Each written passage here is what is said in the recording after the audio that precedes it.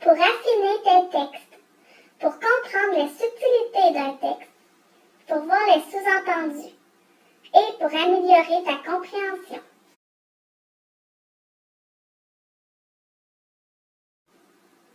Lors de la lecture et de l'écriture de tous les types de textes. Une inférence, c'est une information implicite, c'est-à-dire que ce n'est pas écrit clairement dans le texte. Grâce au contexte, on peut déduire des informations importantes. Il faut lire entre les lignes et être à l'affût des indices que l'auteur nous donne. Faire une inférence, c'est comme si tu étais un détective. Dans ce cas-ci, le lecteur détective doit utiliser les inférences afin de bien comprendre ce qui est arrivé à Martin. Un accident? Un accident de voiture? De cheval? D'avion? Cardiaque? Le lecteur détective débute la lecture pour valider ses inférences.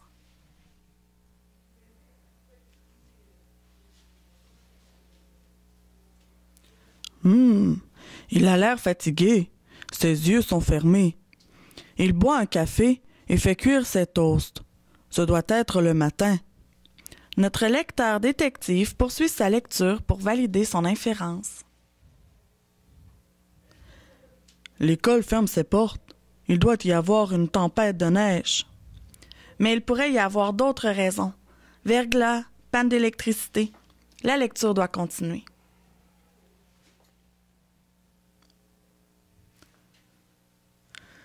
La porte ouverte laisse voir la neige et le vent. J'avais raison, il fait tempête. Le lecteur détective a su lire entre les lignes. Poursuivons. S'il s'habille chaudement, c'est peut-être parce qu'il va jouer dehors.